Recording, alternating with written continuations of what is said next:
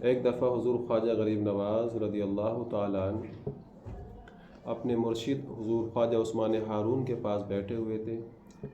آپ فرماتے ہیں کہ اتنے میں ایک شخص روتا ہوا آیا خواجہ عثمان ہارون کے پاس، اور آنے کے بعد میں رونے لگا۔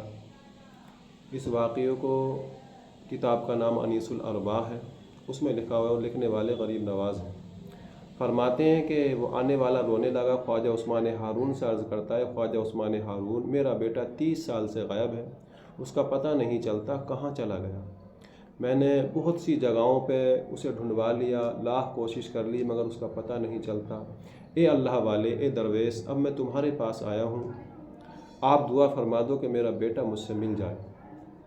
آپ نے جب یہ فریاد سنی تو آپ کی آنکھوں میں آنسو آئے، اور کچھ لمحے کے لیے اپنی آنکھوں کو بند کیا، اور بند کرنے کے بعد میں آنکھوں کو کھولا۔ کسی نے کہا ہے نا کہ الٹی ہی چال چلتے ہیں دیوان گانے عشق، آنکھوں کو بند کرتے ہیں دیدار کے لیے۔ ایک لمحے کے لیے اپنی آنکھوں کو بند کیا اور کھولا، پھر ارشاد فرمایا، اے آنے والے، تیرا بیٹا اگر گھر آ جائے تو اسے میرے پاس لے کے آنا۔ اور پھر غریب نواز فرماتے ہیں کہ وہ آنے والا چلا گیا۔ پھر ہمارے مرشد حضور خواجہ عثمان ہارون نے ہم سے بھی ارشاد فرمایا کہ سارے مرید اور سب مل کے اس کے بیٹے کے لیے دعا کرو کہ اس کا بیٹا جلد ہی اپنے گھر پہنچ جائے۔ غریب نواز فرماتے ہیں ہم بھی دعا کرنے لگے، مگر جیسے ہی وہ آنے والا حضور خواجہ عثمان ہارون کی خانقاہ سے باہر نکلا تو کسی آنے والے نے آ کے کہا کہ تم کیوں روتے پھرتے ہو، تمہارا بیٹا آج تمہارے گھر آ گیا۔ سبحان اللہ، الحمدللہ، کیا شان ہے۔ اللہ والوں کی بارگاہوں میں جانے سے بڑے بڑے بگڑے مقدر سنبھل جاتے ہیں، بگڑی ہوئی بن جاتی ہے۔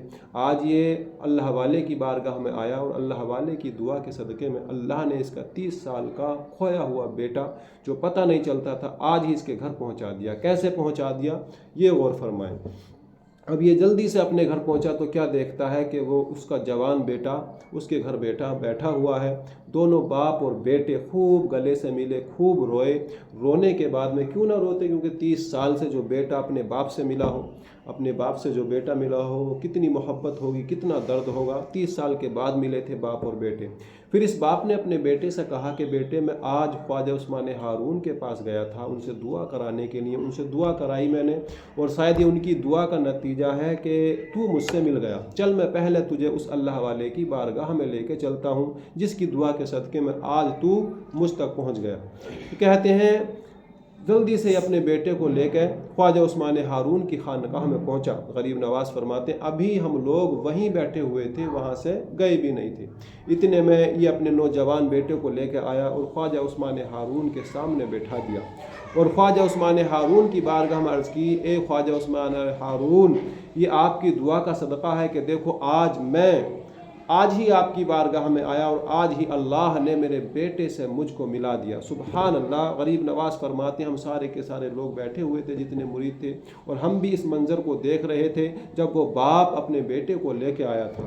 سبحان اللہ۔ پھر خواجہ عثمان ہارون نے اس نوجوان کو اپنے سامنے بٹھایا، اور بٹھانے کے بعد میں ارشاد فرمایا، اے بیٹے، میں تجھ سے کچھ پوچھنا چاہتا ہوں، کیا تو مجھے جواب دے گا؟ کیا تو مجھے صحیح بتا گا؟ اس نوجوان نے کہا کہ ہاں میں صحیح بتاؤں گا، آپ حکم فرمائیے کیا پوچھنا چاہتے ہیں۔ تو خواجہ عثمان ہارون نے اس سے یہ پوچھا کہ بیٹے یہ بتا، تو اب سے 30 سال پہلے اپنے گھر سے غائب ہوا تھا، یہ بتا تو 30 سال سے اب تک کہاں تھا؟ خواجہ عثمان ہارون نے پوچھا یہ بتا تو 30 سال سے کہاں تھا، تجھے کون اٹھا کے لے گیا تھا، کس کے گھر پہ تھا، کون سے مقام پہ تھا، کون سی جگہ پہ تھا، تو کہاں رہتا تھا، اور 30 سال سے تو اتنی جہاں بھی تھا پھر اپنے گھر کیوں نہیں آتا تھا؟ کیا تجھے اپنے باپ کی یاد نہیں آتی تھی، اپنی ماں کی یاد نہیں آتی تھی، اپنے گھر کی یاد نہیں آتی تھی؟ جب اتنا سنا تو اس نوجوان کی آنکھوں میں آنسو آ گئے، رونے لگا، اور پھر خواجہ عثمان ہارون کے قدموں پہ گر کے بولا، اے خواجہ عثمان ہارون، مجھے باپ کی بھی یاد آتی تھی، مجھے ماں کی بھی یاد آتی تھی، مجھے بھائیوں کی بھی یاد آتی تھی، مجھے اپنے گھر کی بھی یاد آتی تھی، مجھے سب کی یاد آتی تھی اور میں گھر آنا بھی چاہتا تھا مگر آ نہیں پاتا تھا۔ خواجہ عثمان ہارون نے پوچھا بیٹے بتا تو کیسے گھر سے چلا گیا تھا؟ تو پھر اس نے بتایا میں اپنے گھر میں تھا کہ اتنے میں مجھے ایک جنات اٹھا کے لے گیا، ایک دیو اٹھا کے لے گیا۔ خواجہ عثمان ہارون نے پوچھا وہ دیو تجھے کہاں لے گیا تھا، کہاں لے جا کے بند کر دیا تھا؟ تو اس نے کہا کہ وہ دیو مجھے سمندر کی طرف لے کے گیا اور بیچ سمندر میں لے جانے کے بعد میں اس نے مجھے ایک قید خانے میں بند کر دیا، جہاں اور بھی بہت سے جنات تھے، مجھے قید خانے میں بند کر دیا۔ میں ان کی لاکھ منتیں کرتا تھا، گزارشیں کرتا تھا، مجھے میرے گھر جانے دو، مجھے میرے باپ کی یاد آتی ہے، میری ماں روتی ہوگی، میرا باپ روتا ہوگا، میرے بھائی میرا راستہ دیکھتے ہوں گے، مجھے جانے دو۔ مگر وہ جنات مجھ پہ ترس نہیں کھاتے تھے، مجھے وہاں سے گھر تک نہیں پہنچاتے تھے۔ تو پھر خواجہ عثمان ہارون نے پوچھا بیٹے پھر یہ بتاؤ پھر آج تم اپنے گھر کیسے پہنچ گئے؟ آج تمہیں کس نے تمہارے گھر تک پہنچایا؟ کس نے تمہیں تمہارے باپ سے ملایا؟ اب سنو، سننے کی بات ہے۔ کیا کہتا ہے یہ نوجوان؟ یہ کہتا ہے کہ آج میں کیسے اپنے گھر تک پہنچا یہ تمہیں بتاؤں۔ اے اللہ والے، اے درویش، اے اللہ کے ولی، آج میں ایسے اپنے گھر پہنچا کہ آج بھی میں ان جناتوں کے قبضے میں تھا، قید میں تھا اور رو رہا تھا بیٹھا بیٹھا۔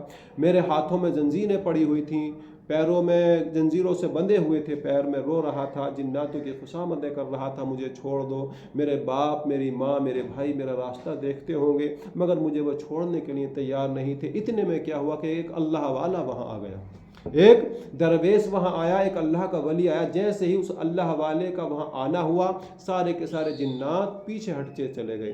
وہ اللہ والا میرے قریب آتا تھا اور وہ سارے جتنے جنات تھے وہاں سارے پیچھے ہٹتے چلے جاتے تھے۔ اللہ والے کی شان یہ تھی، ان کا عالم یہ تھا، ان کا رعب و دبدبہ یہ تھا کہ اللہ والے جدھر کو نظر کرتے تھے جنات ان کی نظر سے کانپ جاتے تھے اور پیچھے ہٹتے چلے جاتے تھے۔ کیا شان ہے اللہ والوں کی، کیا شان ہے اولیاء کرام کی، کیا شان ہے اللہ کے ولیوں کی۔ اللہ نے کیا مقام، کیا مرتبہ، کیا طاقتیں عطا کی ہیں اپنے نیک بندوں کی، کیا شان ہے اللہ والوں کی۔ تو یہ کہتا ہے کہ وہ اللہ والا میرے قریب آتا چلا گیا، جنات سارے پیچھے ہٹتے چلے گئے، دیو سارے پیچھے ہٹتے چلے گئے۔ جہاں مجھ کو بند کیا گیا تھا اس دروازے کی طرف اس اللہ والے نے اشارہ کیا، دروازے کی طرف اشارہ کیا، وہ دروازہ کھل گیا۔ وہ اللہ والا اور میرے قریب آیا اور آنے کے بعد میں کہا بیٹے اب پریشان ہونے کی ضرورت نہیں ہے، اب تجھے رونے کی ضرورت نہیں ہے، ہم تجھے لینے کے لیے آئے ہیں۔ آج تیرا باپ ہمارے پاس آیا تھا، آنے کے بعد میں رو رہا تھا، ہم سے تیرے باپ کا رونا دیکھا نہ گیا اور ہم تیرے باپ کی التجا پہ تجھے لینے کے لیے آئے ہیں، اب ہم تجھے یہاں سے لے کے جائیں گے۔ یہ نوجوان کہتا ہے اے آنے والے اللہ والے یہ تو بتاؤ، ہم تو بیچ سمندر میں قید ہیں، ہم یہاں سے کیسے جائیں گے؟ تو اس اللہ والے نے کہا جب ہم تمہیں لینے یہاں آ سکتے ہیں تو لے کے یہاں سے جا بھی سکتے ہیں۔ سبحان اللہ۔ پھر کیا ہوا ملاحظہ فرمائے، پھر یہ ہوتا ہے کہ کیا شان ہے اللہ والوں کی، یہ ہوتا ہے پھر یہ نوجوان کہتا ہے پھر اس اللہ والے نے کہا اے بیٹے تم میرے قریب آؤ۔ میں ان اللہ والے کے قریب گیا، پھر اس اللہ والے نے کہا بیٹے میرے پیروں پہ اپنے پیر رکھو اور کھڑے ہو جاؤ۔ میں اس اللہ والے کے قدموں پہ قدم رکھ کے کھڑا ہو گیا۔ پھر اس اللہ والے نے کہا بیٹے اب اپنی آنکھوں کو بند کر لو۔ میں نے اپنی آنکھوں کو بند کیا۔ پھر اس اللہ والے نے کچھ ہی دیر کے بعد میں کہا بیٹے اپنی آنکھوں کو کھول لو۔ میں نے اپنی آنکھوں کو کھولا۔ اللہ اکبر، اللہ اکبر، کیا شان تھی اس اللہ والے کی۔ جب اس اللہ والے نے مجھ سے آنکھیں بند کرائی تھیں تو میں جناتوں کی قید میں تھا، اور جب اس اللہ والے نے کہا تھا بیٹے اب اپنی آنکھوں کو کھول لو، اور میں نے اپنی آنکھوں کو کھولا تو میں اپنے گھر میں بیٹھا ہوا تھا۔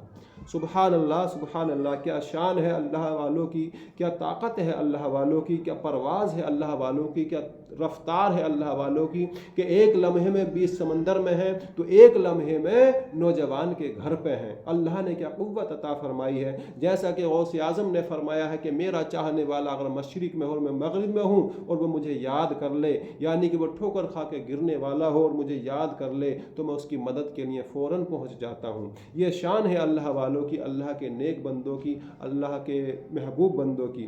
پھر خواجہ عثمان ہارون اس سے پوچھتے ہیں بیٹے اب ایک بات میں تجھ سے اور پوچھنا چاہتا ہوں، صحیح بتا گا؟ نوجوان نے کہا حضور بالکل صحیح بتاؤں گا، حکم فرمائیے کیا پوچھنا چاہتے ہیں، کیا کہنا چاہتے ہیں؟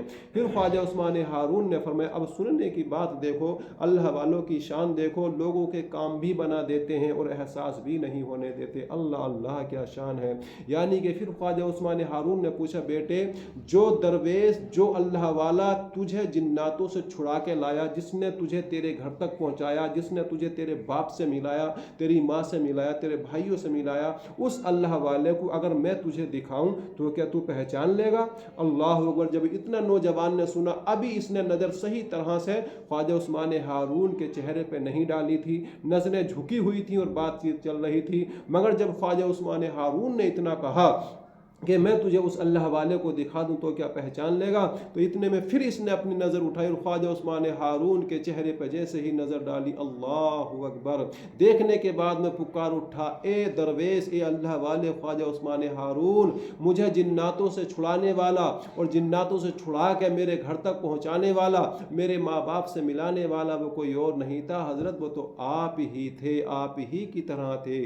अल्लाह अकबर। यानी कि ख्वाजा उस्मान हारून ने जिस वक्त अपनी आंखों को एक लम्हे के लिए बंद किया था, उसी वक्त उस नौजवान को जिन्नातों से छुड़ा कर उसके घर तक पहुंचा दिया था। अल्लाह अकबर।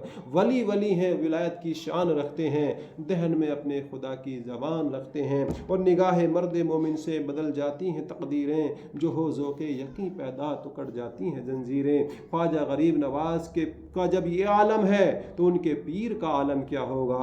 अल्लाह अकबर। जब गरीब नवाज का ये आलम है कि उन्होंने जब इशारा कर दिया तो आना सागर को कांसे में रख दिया, उन्होंने चाहा तो पत्थरों से दूध निकलवा लिया, और उन्होंने अल्लाह के फजल से नबी के सदके में 90-95 लाख को कलमा पढ़ा के मुसलमान कर दिया। जब गरीब नवाज का ये आलम है तो उनके पीर ख्वाजा उस्मान हारून का आलम क्या होगा?